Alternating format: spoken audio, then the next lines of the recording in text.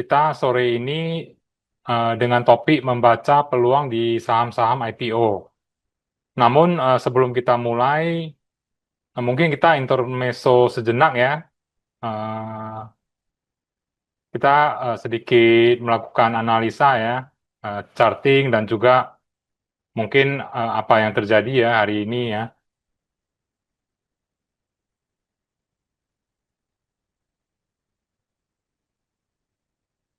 Ya, jadi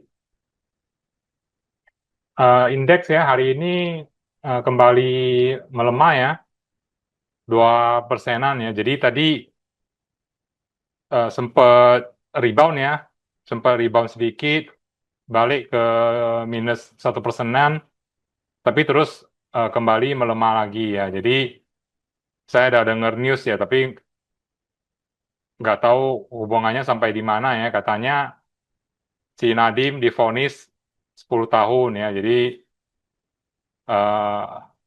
market turun ya. Jadi ya saya nggak tahu seberapa akurat ya, tapi nggak ada news lain ya pada saat indeks yang udah rebound tiba-tiba turun lagi, ya mungkin itu juga triggernya ya. Jadi mungkin apa investor asing melihat ya adanya mungkin ketidakpastian hukum atau gimana ya, jadi sehingga memicu sell off ya. Tapi saya nggak tahu di mana sampai di mana keakuratannya seperti itu. Nah kalau kita lihat dari chart sebenarnya IHSG ya cukup mengkhawatirkan lah ya, kalau boleh kita katakan ya, ini sebenarnya ya pola-pola bearish ya, lower high sama lower low juga ya kalau kita lihat. Nah, namun kalau kita perhatikan memang terakhir level terendah kan di sekitar 5.317 ya. Nah, yang penting ini indeks nggak mencetak ya ataupun melakukan penembusan di level 5.317, masih ada harapan ya untuk indeks mengalami rebound ya. Nah, mungkin hal yang menjadi sisi positifnya itu adalah kalau kita lihat nilai transaksi juga melemah ya pada saat indeks itu melemah juga ya. Jadi nilai transaksinya menurun. Nah, apakah ini menandakan tekanan jual yang mulai berangsur-angsur mereda? Ya, mungkin eh, ya bisa jadi ya. Jadi semoga ya ini benar-benar ya kasusnya adalah tekanan jual yang mulai mereda seperti itu. Ya, jadi kalau kita lihat dari indikator ya belum ada juga pola-pola divergen ya, masih semua masih turun ya. Kalau kita lihat dari Fibo extensionnya sebenarnya 100%-nya sih udah berada di level 5.500-an, dan ini juga sebenarnya udah hit gitu ya. Jadi kalau benar-benar turun lagi ya level selanjutnya ya bisa dalam ya, bisa mungkin sekitar level-level mendekati level-level COVID lagi nanti ya di level 4.000 ya, break. Kalau break 5.300 ya udah dipastikan itu akan menguji level 5.000 ya, dan kalau break ya mungkin bisa di bawahnya lagi. Jadi hopefully ini nggak mencetak new low ya. Nah selain itu kalau kita lihat mungkin yang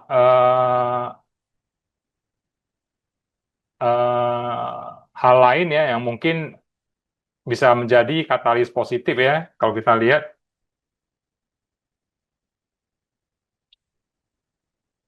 seasonality ya.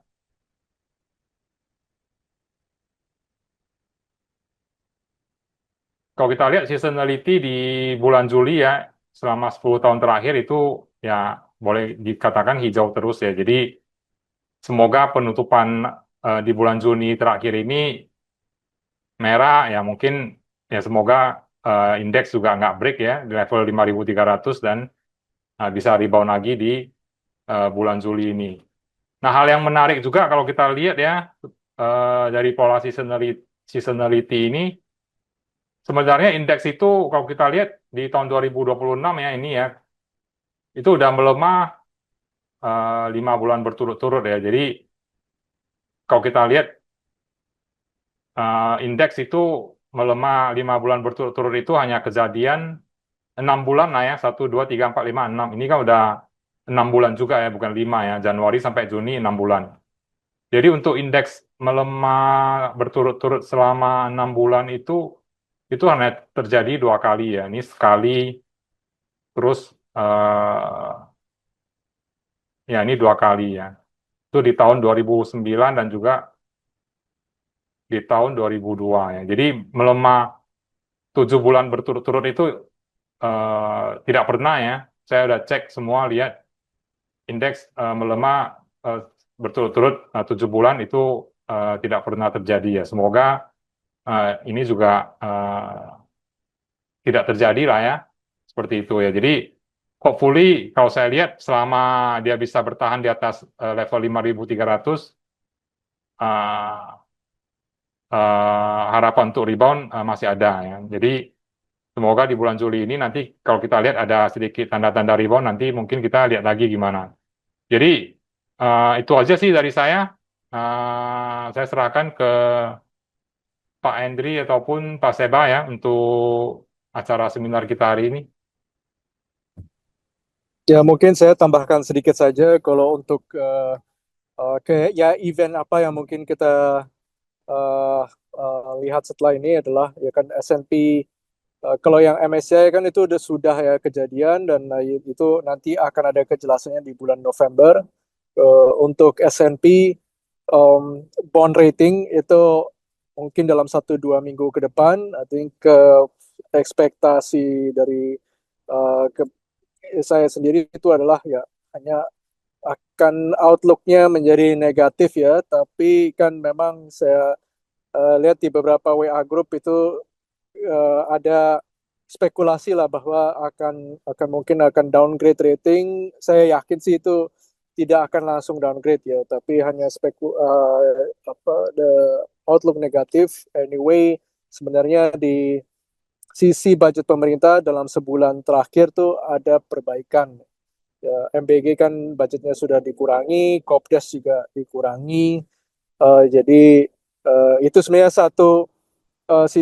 yang ada satu sisi positif ya, hanya budget pemerintah ada mulai perbaikan lah dari segi pengeluaran itu mulai mulai lebih hati-hati ya. Dan jadi sehingga kan kita lihat juga di government bonds itu mulai ada inflow ya.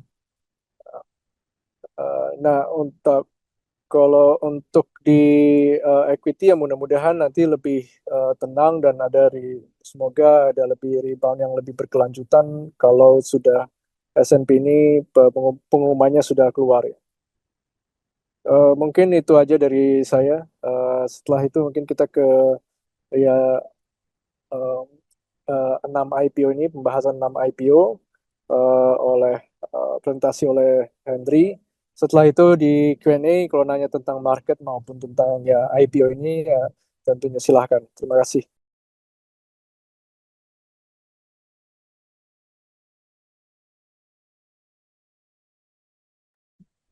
Oke, terima kasih Pak Masfun dan Pak Seba. Kita mulai aja presentasi kita ya. Jadi kalau ada pertanyaan nanti silakan diketik di chat room ya. Nanti akan kita jawab.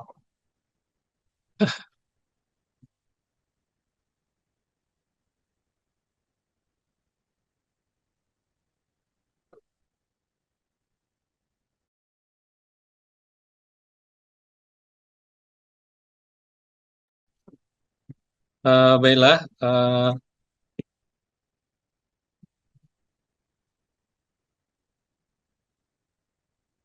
kita mulai dengan membahas ya. Banyak pertanyaan ya. Apakah di market yang lagi bearish ini masih boleh ya kita ikut penawaran ya sama IPO ya. Tadi Pak Maskun udah jelaskan ya bahwa historical ya dan seasonality itu di bulan Juli itu cukup positif ya. Jadi diharapkan benar-benar kejadian dan juga akan positif pengaruhnya terhadap saham-saham yang akan dicatatkan pada awal bulan Juli ya.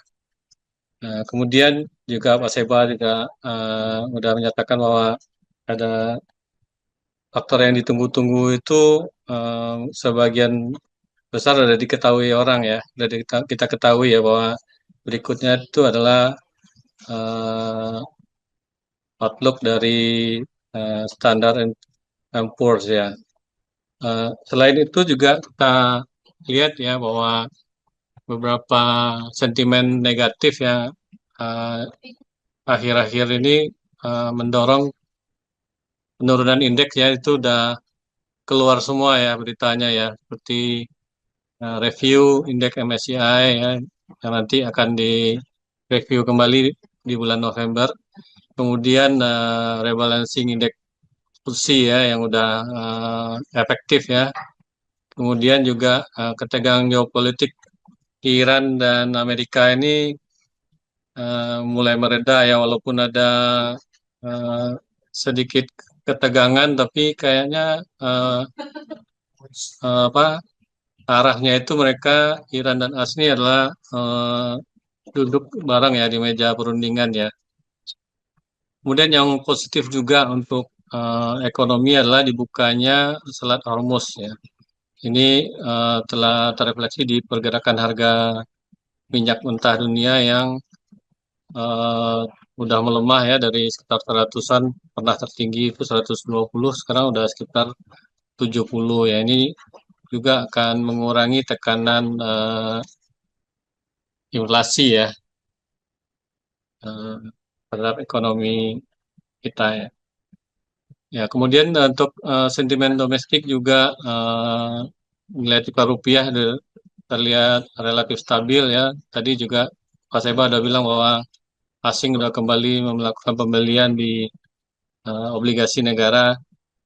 Ini juga didukung mungkin oleh naiknya suku bunga BI ya sebesar 1% ya pada bulan Juni ini. Kemudian yang ketiga sudah disampaikan oleh Pak Maskun tadi. Selanjutnya, jadi kesimpulannya adalah harapannya untuk bulan Juli ini uh, mudah-mudahan nggak tembus ya level critical support-nya Pak Maskun ya. Jadi ada harapan kita mengalami rebound di bulan Juli ini.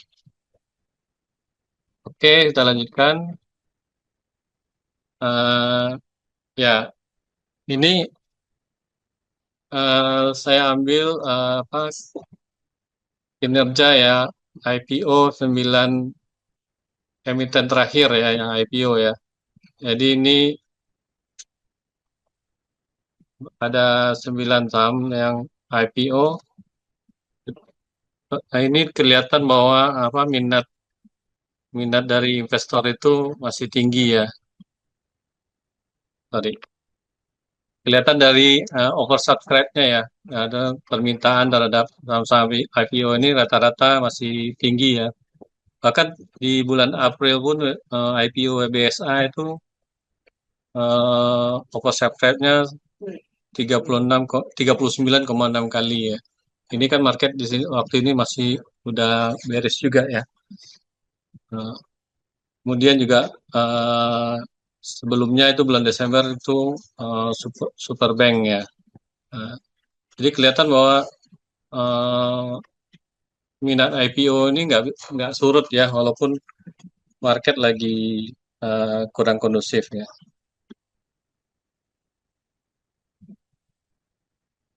Kemudian kita lihat di slide berikutnya itu historical ya, IPO di bulan Juli tahun 2025 ya. Itu hampir semua saham-saham yang IPO di bulan Juli tahun lalu itu booming semua ya, mengalami auto rejection ya, kecuali satu saham nih Asia Pramulia ya. Ini juga ditopang oleh kondisi pasar yang lagi bullish ya. Jadi minat investor untuk ikut di saham-saham yang IPO di bulan Juli tahun lalu itu sangat tinggi sekali, bahkan CDIA bisa mencapai 563 kali ya oversubscribe-nya.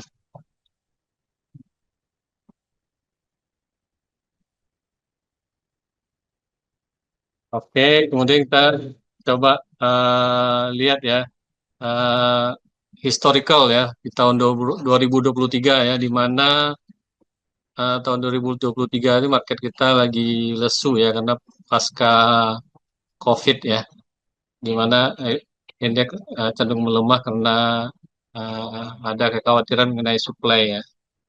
Nah, di saat 2023 itu juga kelihatan tuh bahwa apa oversubscribe-nya eh, memang nggak setinggi waktu di market bullish ya. Jadi kita lihat memang di market yang cenderung bearish itu eh, minat investor untuk ikut ini ya, berkurang. Tapi juga ada yang oversubscribe-nya lebih dari 10 kali ya, seperti RAM dan SMIL ya. Jadi mungkin dengan historical ini kita lihat ya di market kita saat ini mungkin oversubscribe mungkin bisa dalam kisaran ini 3 kali sampai 20 kali mungkin kalau kita berkaca dari tahun 2023 ya. Jadi masih relatif tinggi lah. Ya, nggak kurang peminat juga. Oke, kita lanjutkan slide berikutnya. Ya, ini schedule jadwal IPO untuk 6 saham yang akan IPO di bulan yang akan listing ya di bulan Juli. Itu Jelly ya, ini akan berlangsung ya mulai tanggal 1 Juli sampai 3 Juli ya. Harganya belum ditentukan, masih kisaran ya itu 900 sampai 1120. Kemudian CECX ya, sektornya healthcare, harga udah ditentukan ya 1250. Ini juga masa penawarannya 1 sampai 3 Juli. Jadi ini tolong diperhatiin ya masa penawaran ya, karena di masa penawaran ini bisa ikut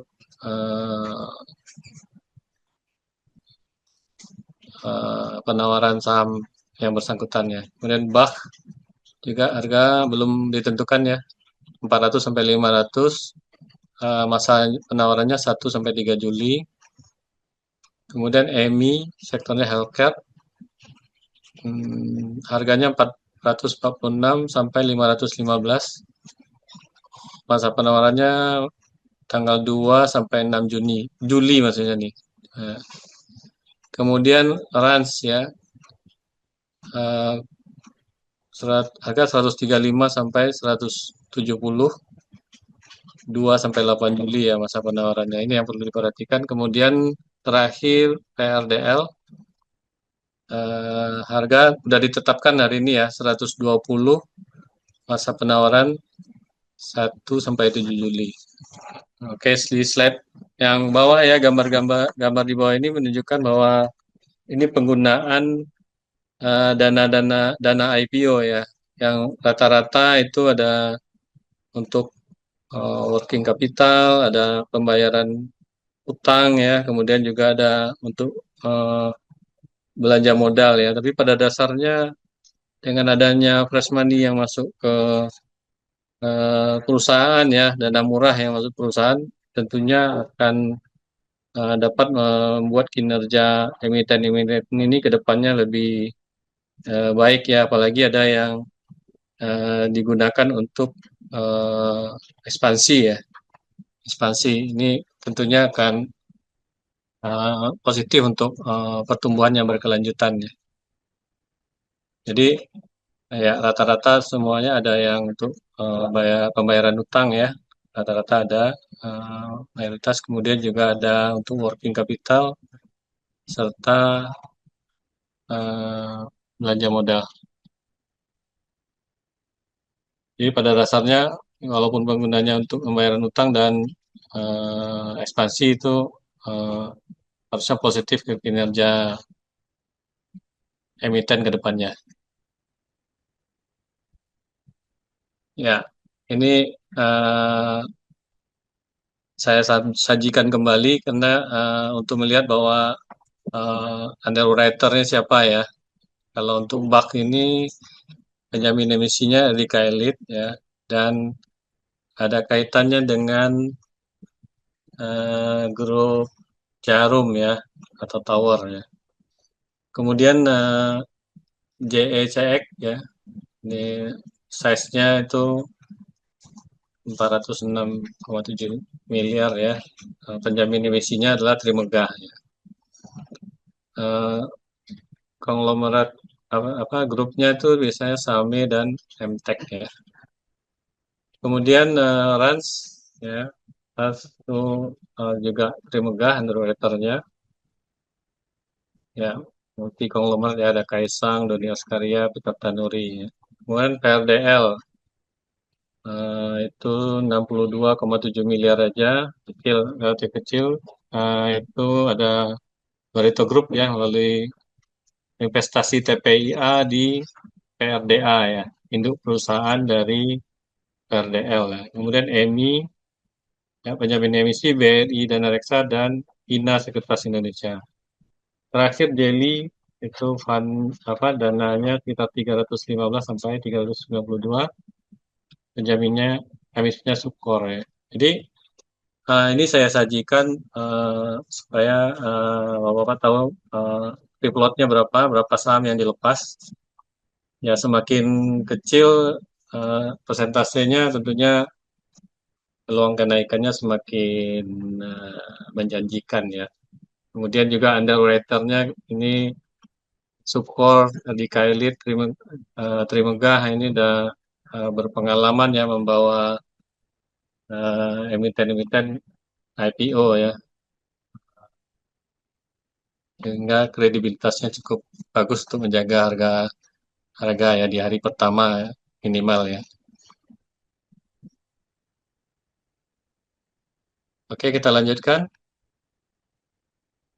Ya, ini saya tampilkan bisa jadi bahan pertimbangan bagi investor ya untuk uh, memilih ya emiten mana dari enam emiten ini yang cukup menarik ya untuk dibeli ya. Nanti akan saya sajikan kembali di bahan presentasinya. Oke. Ya, oke, kita bahas satu persatu mengenai emiten yang akan listing ya. Yang pertama itu adalah multi infrastruktur ya. Multi infrastruktur ini bergerak BAK multi global ya, bergerak di bidang penjualan dan penyewaan genset serta jasa konstruksi dan pemeliharaan infrastruktur telekomunikasi. Jadi BAK ini bisnisnya adalah menjual dan menyewakan genset untuk power menara ya. Menara telekomunikasi itu ada gensetnya. Jadi BAK ini yang jadi supply dan untuk penjualan dan penyewaannya. Kemudian juga melakukan pemeliharaan infrastruktur telekomunikasi. Ya. Untuk underwriter-nya kita tahu tadi Dika Elite ya, yang biasanya Dika Elite ini biasanya bagus ya, ini bisa beberapa kali melakukan IPO, biasanya bagus semua yang dibawa. Kemudian di bawah naungan grup Jarum seperti yang kita sampaikan tadi melalui Tower ya, Tower Sarana Menara Nusantara. Kemudian berada di industri yang high demand ya. Kita tahu bahwa pertumbuhan menara telekomunikasi ini ke depannya masih tinggi karena sekarang kan udah mulai berkembang ya untuk jaringan 5G ya. Dan ini membutuhkan menara yang lebih tinggi katanya, sehingga permintaan untuk genset baik penjualan maupun penyewaan juga akan terus meningkat. Kemudian free float yang relatif rendah, ya 15% ya, jadi membuat potensi kenaikan harga saham bisa lebih tajam ya. Ada risikonya, risikonya adalah ketergantungan terhadap kurs, di mana genset yang dijual oleh bank ini semuanya diimpor ya. Jadi sangat tergantung pada nilai tukar. Jadi mungkin ada risiko juga di selisih nilai tukar ya. Kalau kita secara valuasi ya, kalau kita bandingkan dengan grupnya ya, Tower ya. Jadi ini relatif mahal ya, bak ini. Karena Tower tuh PI-nya 5,4 kali ya, FI per EBITDA juga 67 kali, sementara bak di atasnya ya. Juga dari sisi margin juga kalah ya. Ya ini bisa jadi pertimbangan nih, apakah mending beli tawarnya aja ya, atau eh, beli bak ya. Kalau dengan melihat ini ya, sebenarnya tawar lebih menarik ya.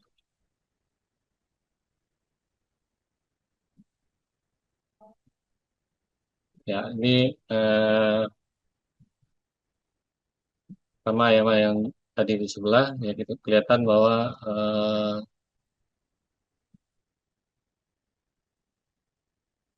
valuasi tower lebih menarik ya.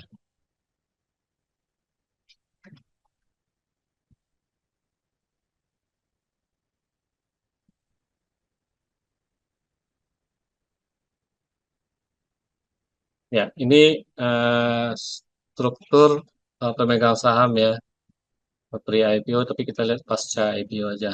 Nah, jadi Bah Multi Sukses Investama ya, pemegang saham mayoritas saat ini ya. Kemudian Global Telekomunikasi Prima ya, sebesar 25% ya. Nah, eh, di berbarengan dengan IPO ini ada opsi ya, bahwa PT Global Telekomunikasi Prima ini mempunyai opsi untuk membeli 1.042.227.300 lembar saham BAK ya. Dan di mana pelaksanaannya itu harus diselesaikan 5 hari setelah tanggal pencatatan. Ya, ini dengan adanya opsi ini maka terjadi perubahan pemegang saham jadi Tower PT Global Telekomunikasi Prima ya, nah usahanya Tower ya, ini akan menguasai mayoritas jadinya ya, 51%. Jadi dengan adanya transaksi ini maka grupnya Tower ini akan menjadi pemegang saham BAK ya. Ya. Ini mungkin juga bisa jadi pertimbangan bagi investor ya untuk eh, masuk ya, ada dukungan yang kuat dari pemegang saham mayoritasnya nanti ya, Tower ya, di mana Tower ini punya menara yang sangat banyak sekali ya. Oke, berikutnya ya, ini untuk saat ini eh, kontribusi grup Tower ini ke pendapatan BAK ini sementara saat ini sudah 35% ya. Sementara ya ketiga atau di luar dari Tower itu kontribusi terhadap pendapatan sebesar 65% ya. Ya, cat di sebelah ini menunjukkan kontributor terbesar terhadap pendapatan perusahaan itu adalah penjualan genset diikuti oleh jasa konstruksi dan pemeliharaan infrastruktur telekomunikasi ya. Terakhir baru penyewaan ya. Jadi ini 3 kontributor terbesar ya.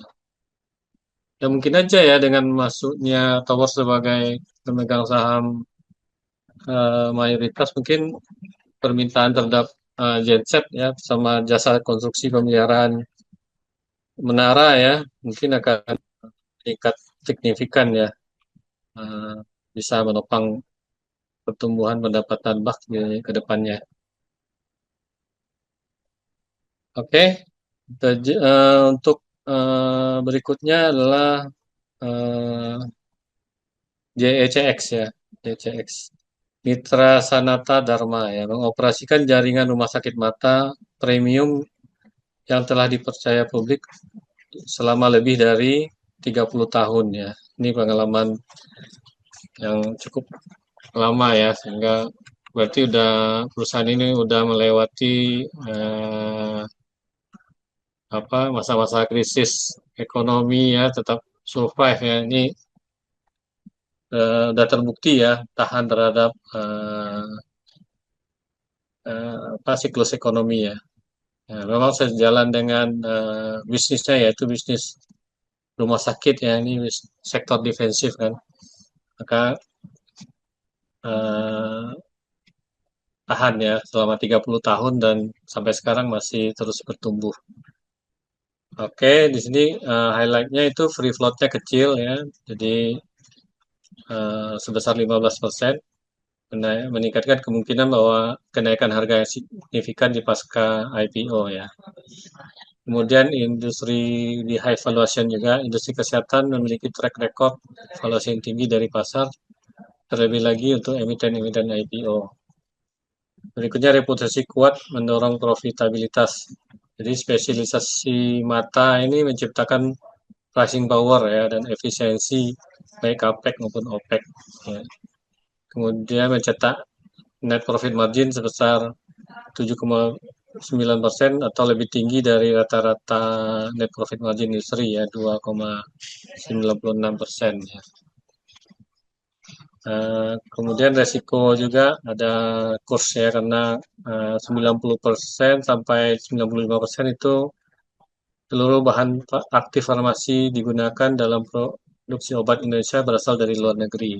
Jadi ada resiko selisih kurs. Di tabel di samping di bawah ini kita bisa lihat ya bahwa valuasi JECX ini ya, di mana ya posisinya ya. Kalau dibandingkan dengan sektor sejenis ya rumah sakit mata di Singapura ya, yang listing di Singapura itu valuasinya relatif mahal ya. Ya, ini cuma 13,8 kali, sementara JECX ini sudah 56 kali ya. Gitu juga untuk sektor rumah sakit ya. Ini kalau di Indonesia sekitar 30 kali PI-nya 30 kali, ini JECX sudah 56 kali ya. Dari sisi EBITDA margin ya juga rata-rata lah ya sekitar 20-an persen. Memang net income margin relatif rendah juga dibandingkan di ISEC ya di Singapura. Oke, kita lanjutkan. Ya, ini supaya lebih jelas ya melihat dari dalam bentuk charts ya, mungkin lebih jelas kita lihatnya ya. Oke, lanjut. Kita lanjut dengan Rans ya, Rans. Nah, ini perusahaan hiburan, media dan hiburan ya, yang produksi distribusi konten, konser, taman hiburan, dan juga menjual produk makanan, minuman, kosmetik. Banyak nih bisnisnya. Jadi offering terbesar di bulan Juli dan ultimate benefit owner-nya sangat populer sekali ya, Raffi Ahmad ya, Raffi Ahmad. Siapa yang nggak kenal Raffi Ahmad ya? artis kalau dibilang top 5 ya Raffi Ahmad sekarang ya. Potensi dananya cukup besar 429,3 miliar. Eh, kemudian under value di industrinya ya PI berkisar 20 sampai 35 kali, relatif lebih murah dari PI rata-rata perusahaan sejenis ya di bursa. Kita ambil dan IRSX ya sebesar kalau rata-rata dua ini sebesar 38,6 kali ya. Kemudian prospek pertumbuhan pendapatan laba bersih itu di semester 2 2006 akan ditopang oleh diversifikasi ya melalui Cipunglan ya, wahana bermain ya, kemudian joint venture bisnis AI akan melakukan 16 konser ya dan akuisisi Rans Kosmetik Indonesia ya. Ini sumber-sumber pertumbuhan ras ke depannya ya. Kemudian risikonya adalah ketergantungan yang tinggi pada brand image-nya Raffi Ahmad dan Nagita Slavina. Jadi karena kita beli brand image ya, ketergantungan yang tinggi ya terhadap dua tokoh ini. Ya ini valuasinya ya. Oke.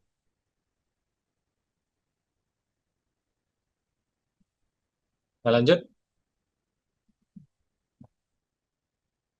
Ya ini struktur pemegang saham Rans ya setelah IPO ada Indonesia Entertainment Group SMA ya. Ini juga bisa memberikan dukungan ya terhadap bisnis perseroan ya. Kemudian juga ada Raffi Ahmad, ada Nagita ya, dan ada juga ekonomi baru investasi teknologi. Ini anak usahanya bola ya, ada memiliki 0,61%. Oke, kita lanjut. Ya, emiten berikutnya yaitu EMI ya, perusahaan yang bergerak di bidang perdagangan besar, alat laboratorium, alat farmasi, dan alat kedokteran. Ya. Jadi kita melihat pertumbuhan pendapatan dan laba ke depannya cukup baik ya, karena ada penggunaan dana IPO untuk pembayaran utang dan ekspansi ya. Jadi pembayaran utang kan bisa mengurangi beban bunga ya. Kemudian juga ekspansi dapat menopang pertumbuhan pendapatan ke depannya. Kemudian produk perusahaan ini banyak dibeli oleh rumah sakit dan institusi kesehatan milik pemerintah ya dan swasta ya. Mayoritas itu dari pemerintah ya.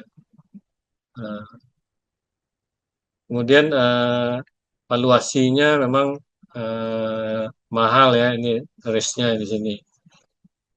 Ya, dibandingkan dengan Omed ya perusahaan yang sejenis itu jauh lebih tinggi ya valuasi EMI ya 24 sampai 27 kali, sementara Omed yang caps-nya lebih tinggi itu 12,1 kali aja. Dari sisi margin, EBITDA dan net income margin juga kalah ya. Jadi itu ya sebagai bahan pertimbangan ya. Kayak net margin hanya 7,5% kalau EMI ya. Ini relatif rendah sih dibandingkan Omed. Oke, kita lanjut. PLDL ya. Ini perusahaan yang bergerak di bidang manufaktur alat kesehatan ya. Ini margin laba bersih tinggi ya sebesar 22,8% di tahun 2025 ya. Dan naik signifikan dari tahun 2024 sebesar 17%. Kemudian basis pelanggannya besar sebanyak 7.600 pelanggan ya, terdiri dari puskesmas dan dinas kesehatan kabupaten di seluruh Indonesia. Jadi dia memproduksi alat-alat kesehatan ya, terutama untuk pemeriksaan laboratorium ya. Kemudian perusahaan juga didukung oleh grup Prodia dan juga ada sedikit kepemilikan TPIA ya di Perda sebesar 1,8% sebagai investasi jangka pendek. Ya, ini sebagai sentimen ya mungkin bisa ya menopang grup Barito aja beli ya grupnya Perda ya. Mungkin bisa jadi daya tarik. Kemudian secara valuasi ya relatif mahal dibandingkan Perda, namun margin laba dan EBITDA jauh lebih tinggi. Ini kelihatan di chart di bawah ini ya. Kalau valuasi sedikit ini salah diimbangi dengan margin yang tinggi ya, jauh lebih tinggi margin EBITDA dan EBITDA margin dan net income-nya jauh lebih tinggi dari Perda ya. Ini mungkin ini cukup menarik ya. Kemudian size-nya relatif kecil ya, sekitar 62 miliar aja mungkin bisa penawaran yang masuk bisa beberapa kali lipat ya, karena 62 miliar kan relatif rendah ya nilainya. Jadi mungkin ini boleh jadi pertimbangan ya untuk masuk ikut penawaran umum. Ini terakhir tuh Jelly, perusahaan yang bergerak di bidang industri makanan dan minuman penutup ya. Jadi sektornya sektor defensif juga nih, consumer. Mereknya udah terkenal luas. Ya, mungkin Bapak Ibu tahu Inaco dan Nata de Coco ya. Kayak puding apa? Sari kelapa itu ya. Kemudian penjualannya ada domestik dan juga ada penjualan ekspor ya, lebih dari ke 30 negara. Margin laba bersih rendah, hanya 5,2% ya untuk tahun 2025. Sementara valuasi relatif murah ya dibandingkan sektor konsumer makanan kemasan 43 kali ya. Sementara dia ditawarkan di PI 31 sampai 38,7 kali ya.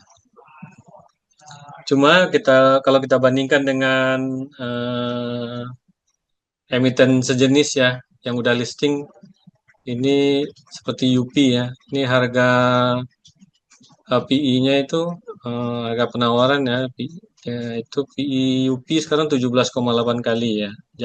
Jauh lebih rendah daripada PI Jelly ya. Begitu juga dengan EBITDA margin.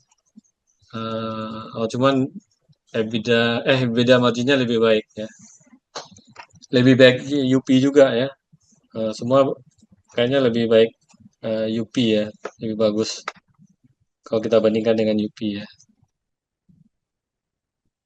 Ini juga bisa jadi menurunkan animo investor mungkin ya untuk membeli Jelly daripada beli Jelly mungkin lebih menarik UP ya. Tapi kita nggak tahu ya namanya penawaran IPO tuh orang mungkin melihat peluang ya untuk kenaikan harga di hari pertama dan hari kedua ya. Spekulasinya di situ. Oke, itu aja presentasi kita. Kalau boleh,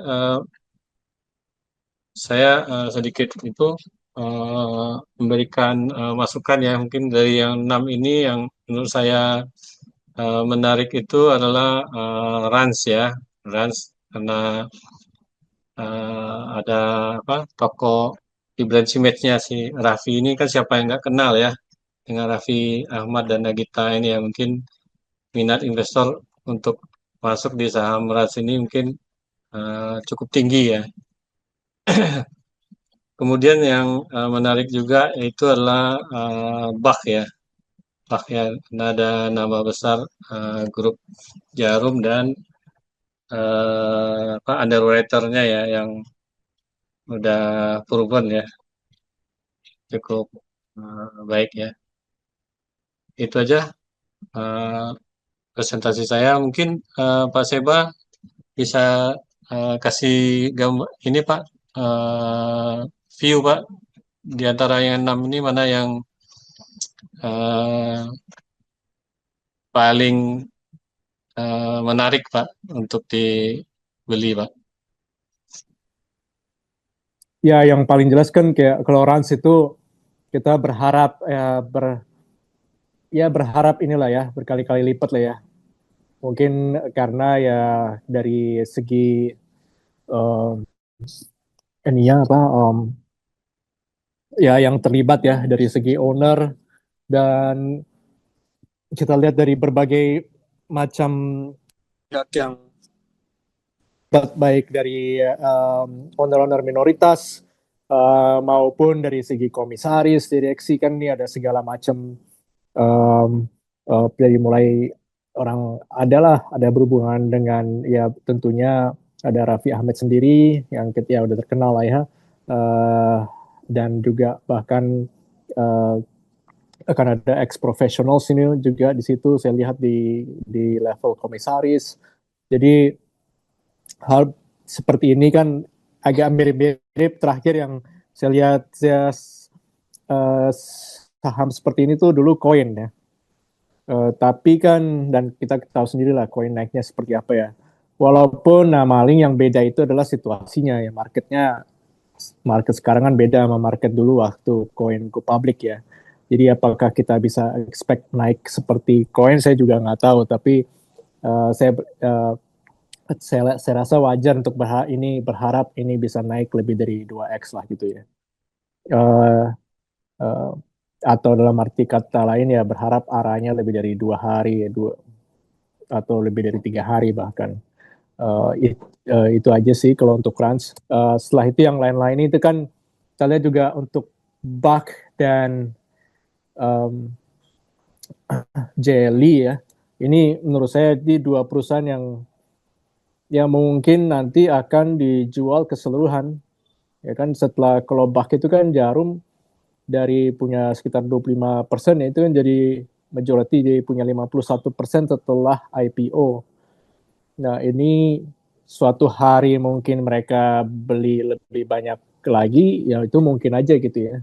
Uh, jadi harusnya sih ini yang saham kayak Bak itu sih little downside karena saya yakin ya Jarum akan mungkin TWR akan beli terus ya.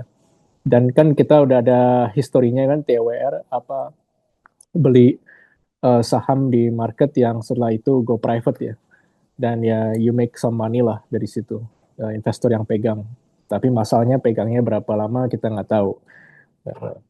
Uh, dan Jelly juga mungkin aja ini kan saham yang mungkin aja setahun setelah go public 1-2 tahun setelah go public akan dijual.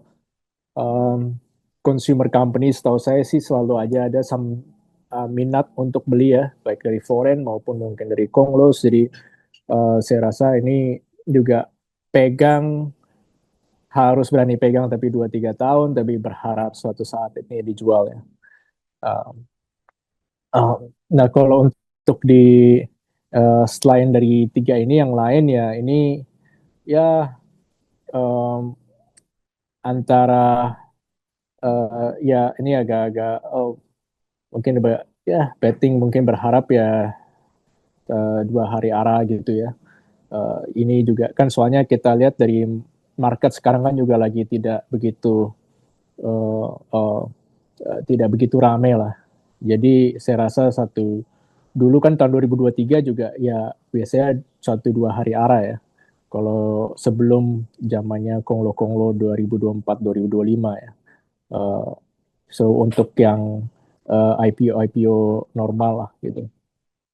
So mungkin itu yang bisa diharapkan lah. Saya rasa juga nggak akan rame-rame lagi juga.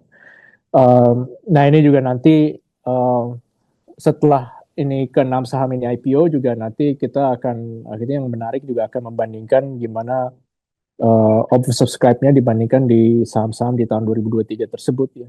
Dan dibandingkan katakanlah WBSA yang terakhir ya. Jadi kira-kira berarti itu kan mengindikasikan kira-kira likuiditas di retail dan antusiasme itu di kira-kira bagaimana dibandingkan sebelumnya. Oh. Oke, itu aja sih dari saya. Untuk Q&A silakan kalau ada pertanyaan. Oh iya Pak Seba, itu kan waktu tahun lalu juga ada yang ada branching match-nya gitu, Mary Riana Edukasi ya, itu eh, 6 hari Pak atau rejection-nya. Mary Riana kan orang juga beli beli karena mereknya brand image-nya Mary ya. Mungkin bisa juga apa berlaku untuk ras nggak Pak?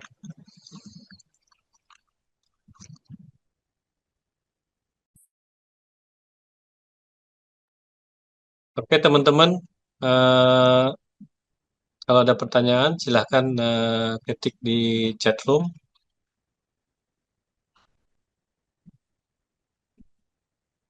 Biasanya kalau IPO ini ada eh, triknya ya. Kalau dapat banyak, jual di hari pertama. Kalau dapat sedikit, jual beberapa hari ya setelah auto rejection ya.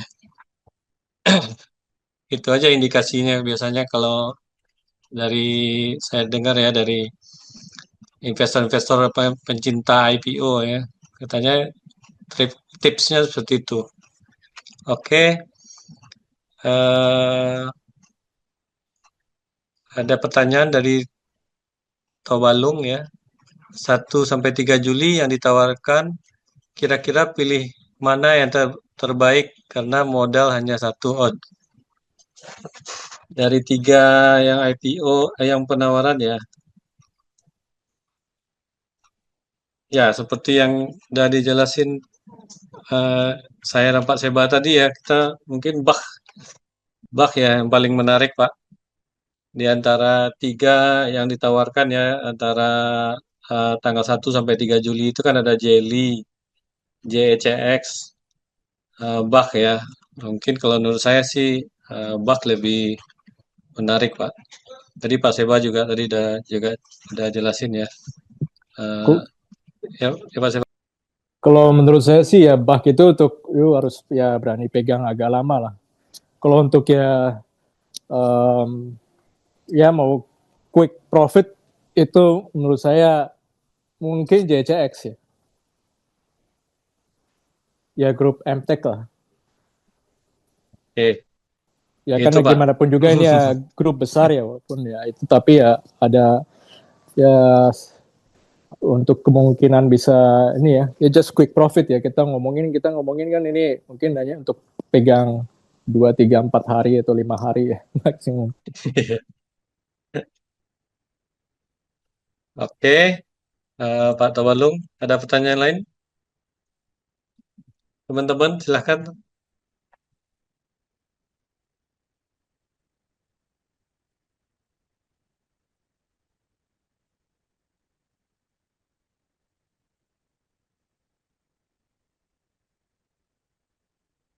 Ya, kita tunggu beberapa menit ya. Kalau nggak ada pertanyaan lagi, mungkin udah bisa kita akhiri ya. Silahkan kalau ada pertanyaan. Atau Pak Maskun ada tambahan, Pak Maskun?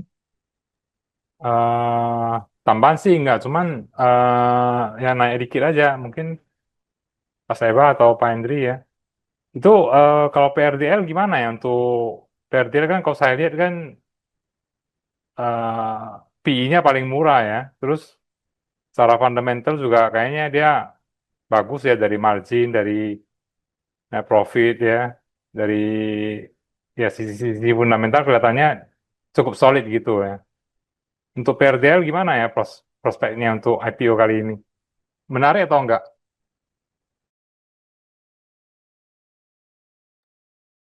Oke, Selain itu kalau kan juga grup Prodia ya, lumayan kan ya, grup Prodia kan ya. ada lagi satu lagi size-nya Pak Maskun kan relatif kecil ya, cuma 63 miliar aja. Saya pikir ini juga bisa oversubscribe-nya bisa beberapa kali ini. Saya sih kalau memang ya untuk yang cari yang fundamental ya, tapi mungkin bisa PRDL, boleh. Pak Seba mungkin ada. Um, ya secara fundamental tapi harusnya prodianya kan PRDA-nya lebih murah ya. Tapi Dan dengan size-nya 63 miliar apa nggak ada minat? ya kalau memang untuk karena size kan berarti nyari quick profit lah ya. Iya, quick profit, Pak. Ya kalau quick profit ya JCX sama Rans aja lah. Kalau Oke. quick profit gitu kan nyari ngelihatnya sponsornya. Iya, iya benar. Bukan. Ya kalau PI 50 pun kalau mau gerak ya gerak aja gitu. IPO ya. Iya. Makanya tadi ada yang bilang kalau dapat sedikit bisa naik kenceng ya. Kalau tapi dapat semua harus deg-degan ya mau jual di hari pertama aja susah ya. Ya soalnya PRDL itu kan 1 sampai 7 Juli ya. Itu kan kalau Iya, Rans 2 sampai 8 Juli ya. ya, Ya agak mepet ya kalau mau satu habis itu yang berikutnya. Saya nggak tahu kalau itu 7 cuma beda sehari tuh. ya, Belum tentu duitnya udah balik ke account tuh. Saya nggak tahu deh. ya masih mending Rans ya. Oke, itu Pak Maskun. Tahu Pak Maskun mau ngasih itu view boleh dari yang 6 ini mana menurut Pak Maskun yang oke? Kalau saya sih sama ya, Rans ya. Karena ya mungkin ya kalau kita mungkin bandingin ya dengan musim IPO yang tahun lalu itu yang paling tinggi oversubscribe-nya kan mungkin CDA ya. Kali ini mungkin kayaknya sih Rans ya. Karena kan ya memang ada yang dinamakan tadi ya efek selebriti ya kan. Terus ya brand name kuat ya seperti itulah ya. Mungkin kalau saya sih ya kalau cuma pilih satu ya mungkin saya juga ikut sepertinya akan ikut Rans saja gitu ya. Lebih lebih euforianya lebih ada gitu. Seperti itu. Oke lah, terima kasih Pak Maskun dan Pak Seba. Karena nggak ada pertanyaan lain, bisa kita akhiri aja Pak. Atau ada tambahan dari Pak Seba? Ya kalau saya sih mungkin ya ikutan kayak JCX, habis itu kan uangnya masih dipakai bisa buat trans ya. Sementara kalau untuk yang fundamental tetap ya, gimana ya, ini market lagi turun begini ya lebih lebih baik beli BCA gitu. Iya kan? Iya, BCA hari ini berapa persen? 5% ada tuh BCA tuh turunnya. Oke, baiklah. Terima kasih Pak Seba, Pak Maskun. Mungkin teman-teman, karena udah nggak ada pertanyaan lagi, kita akhir aja seminar kita kali ini. Terima kasih atas atensinya. Selamat sore ya, izin Kasih. akhiri ya. Terima kasih. Ya, thank you semuanya. Thank you semua.